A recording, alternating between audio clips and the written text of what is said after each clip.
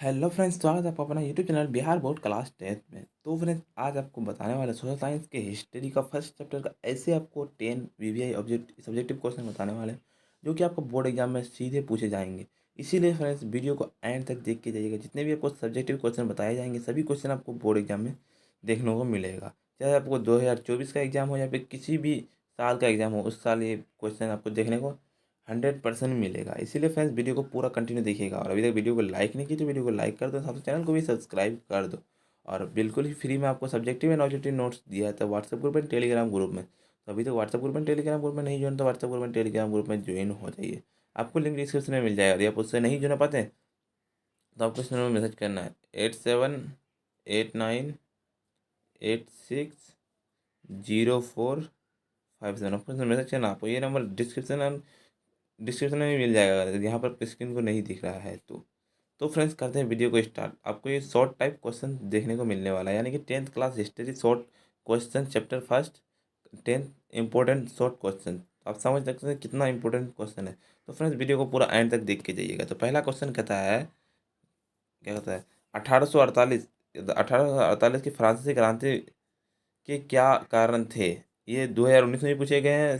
Set to 2016-14 में भी पूछे गए। तो आप सब समझ सकते हैं कि 2000 आपको 24 में भी पूछे जा सकते हैं। तो इसका उत्तर है 1848 ईस्वी की फ्रांसीसी क्रांति के प्रमुख कारण थे। ए नंबर में है मध्यम वर्ग का शासन पर प्रभाव, विभिन्न राजनीतिक दलों के संगठन का अभाव। बी नंबर में इसी नंबर थर्ड नंबर में है साम्राज्यवाद का प्रसार। और फोर्थ नंबर है लुई फिलिप की नीति का असफलता। आपको ये चार कारण लिख देना है और उसका नीचे आपको लिख देना है इस क्रांति का सबसे प्रमुख कारण लुई फिलिप का नीति और जनता के उसके प्रति असंतोष था। वह जनता के तत्कालीन समस्याओं को सुलझाने में असमर्थ रहा, जिसके कारण क्रांति का सूत्रपात हुआ, यानी कि आपका उल्लंघन हुआ। अगले नंबर क्वेश्चन करते हैं। ये क्वेश्चन है मेजनी कौन था। ये क्वेश्चन हर बार पूछे जाते हैं, इस बार भी पूछे जाएंगे आपको। मैं 100% पूछा, मेजनी कौन था। इन्होंने इसका आंसर है friends, मेजनी इटली के राष्ट्रवादियों के गुप्त दल कार्बोनरी का सदस्य था। ये वह सेनापति होने के साथ साथ गणतांत्रिक विचारों का समर्थक था, साहित्य भी था। 1830 के नागरिक आंदोलनों द्वारा उसने उत्तरी और मध्य इटली में क्या होता है एकीकृत गणराज्य स्थापित करने का प्रयास किया, किंतु असफल रहने पर उससे इटली से पलायन करना पड़ा। उसके बाद है, या तो आपको फुल स्टॉप दे देना, उसको फिर लिखना 1845 ईस्वी के मेटरनिक की पराजय के बाद मेदिनीपुर इटली आकर इटली के एकीकरण का प्रयास किया, किंतु इस बार भी वह असफल रहा, उससे पलायन करना पड़ा। यहाँ से यानी कि पलायन करना यानी कि उसको भागना पड़ा। 3 नंबर क्वेश्चन कहता है, इस बार ये क्वेश्चन भी पूछे जाते हैं फ्रेंड्स, आपको देखे होंगे आप बोर्ड एग्जाम में, प्रीवियस बोर्ड एग्जाम यानी कि पिछला बोर्ड एग्जाम आप देखे होंगे कि आपको ये क्वेश्चन देखने को मिला होगा कि गैरीवाल्डी के कार्यों की चर्चा करें। आपको ये क्वेश्चन 100% देखने को मिला होगा। फ्रेंड्स, अगर कहीं पर आपको समझ में दिक्कत हो रहा तो आप वीडियो को दोबारा देख लीजिएगा। अगर फिर भी आपको समझ में नहीं आ रहा तो डाउट आप कमेंट में पूछिए, ठीक है। तो 3rd नंबर क्वेश्चन का आंसर है गैरीवाल्डी क्या है, ज्यूस गैरीवाल्डी का जन्म गैरीवाल्डी का पूरा नाम ज्यूस था, ठीक है। 1807 के नीस नामक नगर में हुआ था। वह पेशे से एक नाविक था और मेजनी के विचारों का समर्थन था, परंतु बाद में काबुल के प्रभाव में आकर संवैधानिक राजतंत्र का समर्थ बना। उसके बाद गैरीवाल्डी के सशस्त्र क्रांति के द्वारा दक्षिण इटली के प्रांतों का एकीकरण कर वहां गणतंत्र स्थापना करने का प्रयास किया। गैरीबाल्डी ने सिसिल और नेपलस पर ठीक है आक्रमण किया। इन प्रांतों की अधिकांश जनता बुर्बो राजवंश के निरंकुश शासन में तंग होकर गैरीबाल्डी का समर्थक बन गई थी। गैरीबाल्डी ने यह विक्टर एमोनियल के यह प्रतिनिधि के रूप में सत्ता संभाली। गैरीबाल्डी के दक्षिण अभियान का काबूर ने भी समर्थ किया। 1862 ईस्वी में गैरीबाल्डी ने रोम पर आक्रमण की योजना बनाई। काबूर ने गैरीबाल्डी के इस अभियान का विरोध करते हुए रोम की रक्षा के लिए यह पिडमाउंट की सेना भेज दी, यानी कि उसके रोम का रक्षा करने के लिए, गैरिबाल्डी से रक्षा करने के लिए आपको उसको पीडमाउंट की सेना भेज दी। अभियान के बीच में ही गैरिबाल्डी ही काबुल से भेंट हो गई तथा रोम अभियान वहीं खत्म हो गया। दक्षिण इटली के जीते गए क्षेत्रों की गैरिबाल्डी ने विक्टर एमुनियन को सौंप दिया। गैरिबाल्डी अपनी सारी समाप्ति राष्ट्र को समर्पित कर साधारण किसान का जीवन जीने लगा, जिस त्याग, देशभक्ति और वीरता पर परिचय उसने दिया, उसके उदाहरण संसार के इतिहास में बहुत कम मिलते हैं। गैरिबाल्डी इस चरित्र का भारतीय स्वतंत्रता संग्राम पर बहुत प्रभाव पड़ा है। स्वयं लाला लाजपत राय ने गैरिबाल्डी की जीवनी लिखी। 4 नंबर क्वेश्चन होता है, इटली जर्मनी के एकीकरण में ऑस्ट्रिया की भूमिका क्या थी? यानी कि इटली जर्मनी के एकीकरण में ऑस्ट्रेलिया की भूमिका क्या थी? तो आपको इसका आंसर होगा इटली जर्मनी। आपको सीधे अगर एग्जाम में देखेगा तो आप सीधे लिखना है, इटली जर्मनी की एकीकरण में ऑस्ट्रेलिया की शर्त पर हुआ, क्योंकि इटली एवं जर्मनी के प्रांतों पर ऑस्ट्रेलिया का आधिपत्य तथा हस्तक्षेप था, यानी कि कब्जा था उसका। ऑस्ट्रेलिया को इटली और जर्मनी से बाहर करके ही दोनों का एकीकरण संभव था। दोनों राष्ट्रों ऑस्ट्रेलिया को बाहर निकालने के लिए विदेशी सहायता ली। आपको सीधे इतना ही लिखना है, बस आपको वहाँ पे 5 नंबर मिल जाएगा। 5 नंबर में क्वेश्चन रहेगा, 5 नंबर मिल जाएगा, 2 नंबर मिल जाएगा, आपको 2 नंबर मिल जाएगा। 5 नंबर क्वेश्चन कहता है, इटली के एकीकरण में मेजनी का क्या योगदान था? आप देख ही पा रहे हो जितना भी क्वेश्चन आपको सभी वीवीआई क्वेश्चन है, आपको इसीलिए वीडियो को पूरा देखिएगा। और जो भी फिर आपको एग्जाम देने वाला है, फिर एग्जाम क्या कहता है, एग्जाम के लिए तैयारी करा, उसको भी वीडियो भेज दी ताकि वो भी पढ़ पाए। और अभी तक वीडियो को लाइक नहीं की तो वीडियो लाइक कर दो, साथ में चैनल को भी सब्सक्राइब कर दो। और फ्रेंड्स, अभी तो WhatsApp group and free, WhatsApp group में अभी तक ज्वाइन नहीं हुए तो व्हाट्सएप ग्रुप में ज्वाइन हो जाइए।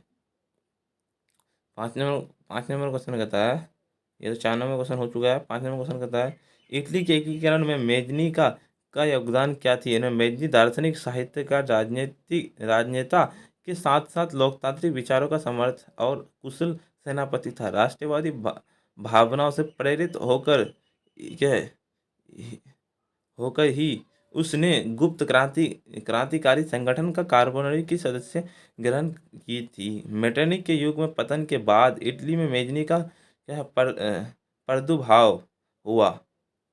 उसने गणतांत्रिक उद्देश्यों के प्रचार के लिए मेजनी ने 1831 ईस्वी में मार्सेई में यंग इटली की स्थापना की। इसका सदस्य उसने युवाओं को बनाया। यंग इटली एक मात्र उद्देश्य इटली को ऑस्ट्रेलिया के प्रभाव से मुक्त कर उसका एकीकरण करना था। उसने जनता जनार्दन तथा इटली का नारा बुलंद किया। उग्र राष्ट्रवादी विचारों के कारण मेजनी को निवासित होकर इंग्लैंड जाना पड़ा। वहाँ से भी उसने अपनी रचनाओं द्वारा इटली के स्वाधीनता संग्राम को प्रेरित करना चाहा। मेजनी को इटली के एकीकरण पर पैगंबर कहा जाता है। 6 नंबर क्वेश्चन कहता है, यूरोप इतिहास में घेटों का क्या अर्थ होता है? ये क्वेश्चन आपको 2015 में भी पूछा गया, 2020 में भी पूछा गया, 2022 में भी ये क्वेश्चन था और 2023 में भी ये क्वेश्चन था। अब 2024 में भी आपको देखने को मिलेगा। क्या कहता है, यूरोप इतिहास में घेटों का क्या अर्थ होता है? यूरोप का इतिहास में घेटों का अर्थ क्या होता है? इसका जो आंसर हो जाएगा, सीधे आपको लिखना है, घेटो शब्द का व्यवहार मूलतः मध्यकालीन यूरोपीय शहरों में यहूदियों की बस्ती के लिए किया गया, परंतु वर्तमान संदर्भ में यह विशेष धर्म, प्रजाति, जाति या सामान्य पहचान वाले लोगों के एक साथ को इंगित करता है, यानी कि दर्शाता है। अभी एक साथ रहने को आपको उतना ही लिखना है, जितना आपको दिख रहा है आपको उतना ही लिखना है। आपको पीडीएफ भी मिल जाएगा व्हाट्सएप ग्रुप में, टेलीग्राम ग्रुप में। अभी तो व्हाट्सएप ग्रुप में, टेलीग्राम ग्रुप में नहीं ज्वाइन हो तो व्हाट्सएप ग्रुप में, टेलीग्राम ग्रुप में ज्वाइन हो जाइए, आपको लिंक डिस्क्रिप्शन में मिल जाएगा। 7 नंबर क्वेश्चन था, मेटरनिक युग क्या है? ये भी क्वेश्चन आपको देखने को मिल रहा होगा, मेटरनिक युग क्या है? इसका राइट आंसर हो जाएगा फ्रेंड्स, ऑस्ट्रेलिया के चांसलर मेटरनिक के 1815 से 1848 ईस्वी तक के काल को मेटरनिक युग कहते हैं। मेटरनिक निरंकुश राजतंत्र के विश्वास रखता था और क्रांति का घोर विरोधी था। वह क्रांति का कट्टर शत्रु तथा क्रांति विरोधी भवनों का समर्थक था। वह राजा के देवी अधिकार में विश्वास रखता था। आपको इतना ही लिख देना, आपको वहाँ पर 5 नंबर मिल जाएगा। 8 नंबर क्वेश्चन कहता है राष्ट्रवाद क्या है। ये भी क्वेश्चन आपको देखने को मिला होगा। आप ये क्वेश्चन आप देखिएगा तो खुद ही आपको समझ में आ जाएगा कि कौन सा क्वेश्चन है। आपको जितना ही क्वेश्चन बता रहे हैं सभी क्वेश्चन आपको वीवीआई नजर आ रहा हो, क्योंकि ये क्वेश्चन सभी क्वेश्चन आपको एग्जाम में पूछे गए हैं। आपको कहीं पर भी समझ में दिक्कत हो रहा है तो वीडियो को दोबारा देख लीजिएगा ताकि आपको भी समझ में आ जाए। तो इसका राइट आंसर आपको सीधे लिखना है। राष्ट्रवाद किसी विशेष भौगोलिक, सांस्कृतिक या सामाजिक परिवेश में रहने वाले लोगों के बीच व्याप्त एक भावना है जो उनमें परस्पर प्रेम और एकता को स्थापित करती है। यह भावना आधुनिक विश्वास में राजनीतिक पुनः जागरण का परिणाम है। बस आपको इतना ही लिखना है, आपको और 5 नंबर मिल जाएगा। 9 नंबर क्वेश्चन को चलता है। 9 नंबर क्वेश्चन कहता है जर्मनी के एकीकरण की बाधाएं क्या थी। आपको ये बाधाएं लिख देना है। तो इसका पहले आपको लिखना है जर्मनी की एकीकरण की प्रमुख बाधाएं थी। आपको इतना पहले लिखना। उसके बाद आपको 5 बाधाएं कन्फर्म लिखना है, यानी कि आपको 5 बाधाएं 100% लिखना, ताकि आपको वहाँ पर 5 नंबर मिल जाए। पहला नंबर में आपको लिखना है लगभग 300 छोटे छोटे राज्य थे। दूसरा नंबर में इन राज्यों में व्याप्त राजनीतिक, सामाजिक तथा धार्मिक विशेषताएं थी। और थर्ड नंबर में लिखा राष्ट्रवाद की भावना का अभाव। और 4 नंबर में लिखा क्या था, ऑस्ट्रेलिया का हस्तक्षेप था। और 5 नंबर में मेटरनिक का प्रतिक्रियावादी नीति था। आपको इतना लिख देना, आपको 5 नंबर मिल जाएगा।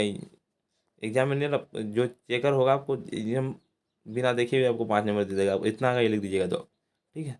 10 नंबर क्वेश्चन था यूरोप में राष्ट्रवाद को फैलने में नेपोलियन बोनापार्ट किस तरह सहायक हुआ। इन्हें नेपोलियन के समय इटली और क्या कहता है, इटली और जर्मनी मात्र एक भौगोलिक अभिव्यक्ति थे। नेपोलियन ने अनजाने में प्रत्यक्ष रूप से इटली एवं जर्मनी को छोटे छोटे विभाजित प्रांतों का एकीकरण कर दिया था। दोनों दोनों राज्यों को एक संगठित राजनीतिक रूप देने का प्रयास किया। दोनों देशों में राष्ट्रीयता की भावनाओं को जागृत किया। नेपोलियन ने समानता एवं क्या भ्रातृत्व पर आधारित नवीन समाज का निर्माण इन देशों में कर दिया। इस दृष्टिकोण हम नेपोलियन को क्रांति का वास्तविक क्या था अग्रदूत कहा सकते हैं, जिसने यूरोप के दो राष्ट्रों को संगठित होने के लिए प्रेरणा दी। आपको इतना लिख देना, बस आपको नंबर मिल जाएगा। फ्रेंड्स अभी तक वीडियो को लाइक नहीं की तो वीडियो को लाइक कर दो, साथ चैनल को भी सब्सक्राइब कर दो। जो भी आपको तैयारी करा है फिर एग्जाम देने वाला उसको भी वीडियो भेज दीजिए। और अभी तक व्हाट्सएप ग्रुप में, टेलीग्राम ग्रुप में नहीं जुड़े तो व्हाट्सएप ग्रुप में, टेलीग्राम ग्रुप में ज्वाइन हो जाइए। आपको लिंक डिस्क्रिप्शन में मिल जाएगा। वहाँ पे आपको ये सब्जेक्टिव क्वेश्चन मिल जाने वाला है। तो इसीलिए फ्रेंड्स व्हाट्सएप ग्रुप में, टेलीग्राम ग्रुप में ज्वाइन हो जाइए। 8789860457। आपको इसमें मैसेज करना और बोला कि हमको व्हाट्सएप ग्रुप में, टेलीग्राम ग्रुप में ज्वाइन होना है। 11 नंबर क्वेश्चन होता है शीत युद्ध से आप क्या समझते हैं। ये भी क्वेश्चन आपको पूछे जाते हैं। हाँ, बहुत बार आप एग्जाम में देखे होंगे कि ये क्वेश्चन आपको पूछे जाते हैं। द्वितीय विश्व युद्ध के पश्चात पूंजीवादी राष्ट्र अमेरिका एवं साम्यवादी राष्ट्र रूस के बीच प्रत्यक्ष रूप से युद्ध न होकर क्या वाकछंद्र के द्वारा एक दूसरे को नीचा दिखाने की कोशिश करते थे। प्रत्यक्ष युद्ध कभी भी हो सकता था।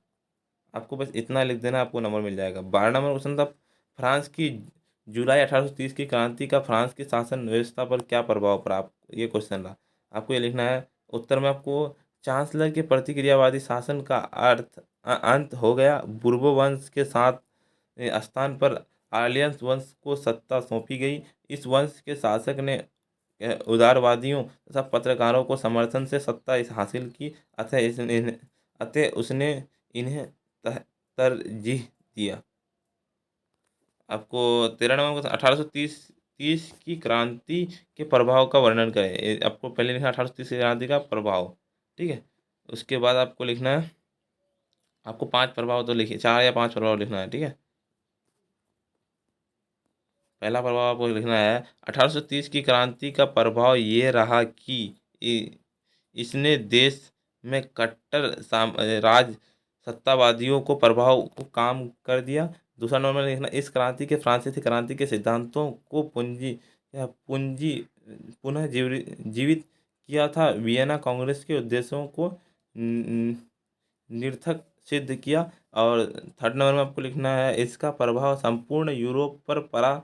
सभी यूरोपियों राष्ट्रवादी राजनीतियों एकीकरण संवैधानिक सुधारों तथा राष्ट्रवाद के विकास का मार्ग प्रशस्त हुआ। और 5 नंबर में आपको लिखना है, चौथा नंबर में आपको लिखना है, इटली तथा जर्मनी का एकीकरण तथा यूनान, पोलैंड एवं हंगरी में तत्कालीन व्यवस्था के प्रति राष्ट्रीयता के प्रभाव के कारण आंदोलन शुरू हुआ। आपको इतना लिख देना। 14 नंबर क्वेश्चन में कहता है आपको, कहता है विलियम फर्स्ट के बगैर जर्मनी का एकीकरण बिस्मार्क के लिए असंभव था। आपको ये भी क्वेश्चन देखने को मिला होगा, तो आपको सीधे लिख देना है, कहता विलियम प्रथम जनता था जन जन जानता था कि जर्मनी के एकीकरण के मार्ग के ऑस्ट्रेलिया बाधक है तथा इसे हटाए बिना जर्मनी का एकीकरण संभव नहीं है। अतः ऑस्ट्रेलिया के मुक्त पाने के लिए उसे युद्ध में हारना जरूरी था। इसीलिए आवश्यक था कि जर्मनी सैनिक दृष्टि से मजबूत बनने विलियम ने प्रशा की सैनिक शक्ति बनाने के लिए एक ठोस योजना बनाई। उदारवादियों के विरोध के बाद भी विलियम सैन्य बजट पर अधिक खर्चा दिया। विलियम की इसी नीति के कारण बिस्मार्क ने रक्त एवं लौह की नीति का अवलंबन किया तथा जर्मनी का एकीकरण संभव हुआ। आपको 15 नंबर क्वेश्चन कह रहा है, आपको 15 नंबर क्वेश्चन कहता है लौह एवं रक्त का नीति क्या होता है, लौह एवं रक्त की नीति क्या होता है। आपको ये समझ में आ जाएगा, ठीक है। आपको ये पूछे भी जाता है। आपको सीधे लिखना है, कहते हैं लौह एवं रक्त की नीति का प्रतिपादन बिस्मार्क ने किया था। इनकी इस नीति को उल्लंघन बिस्मार्क ने किया था। इस नीति के अनुसार सैन्य शक्ति का सहायता से जर्मनी का एकीकरण करना था। आपको इतना लिख देना, आपको नंबर मिल जाएगा। फ्रेंड्स, बाकी का जो आपको क्वेश्चन रहा वो आपको व्हाट्सएप ग्रुप में टेलीग्राम ग्रुप में मिल जाएगा। तो अभी तक व्हाट्सएप ग्रुप में टेलीग्राम ग्रुप में नहीं ज्वाइन है तो व्हाट्सएप ग्रुप में टेलीग्राम ग्रुप में ज्वाइन हो जाए। आपको लिंक डिस्क्रिप्शन में मिल जाएगा। अगर उससे नहीं ज्वाइन हो पाते तो आपको मेरा नंबर पे मैसेज करना है 8789860457। आपको इसमें मैसेज करना बोलेंगे सर व्हाट्सएप ग्रुप में टेलीग्राम ग्रुप में ज्वाइन होना। और फ्रेंड्स, कहीं पे आपको समझ में दिक्कत हो रहा हो तो आप वीडियो को दोबारा देख लीजिए। फिर भी आपको समझ में नहीं आ रहा तो आप कमेंट में पूछिए। और जो भी फिर आपको तैयारी करा है एग्जाम देने वाला उसको भी वीडियो भेज दिए। तो फ्रेंड्स, बाकी का क्वेश्चन आपको व्हाट्सएप ग्रुप में टेलीग्राम ग्रुप में मिल जाएगा। आप वहाँ पर भी ज्वाइन हो जाइए। बहुत सारे बच्चे ज्वाइन हुए हैं, आप भी ज्वाइन हो जाइए। तो फिर मिलते हैं हम नेक्स्ट वीडियो में। जब तक के लिए इतना ही।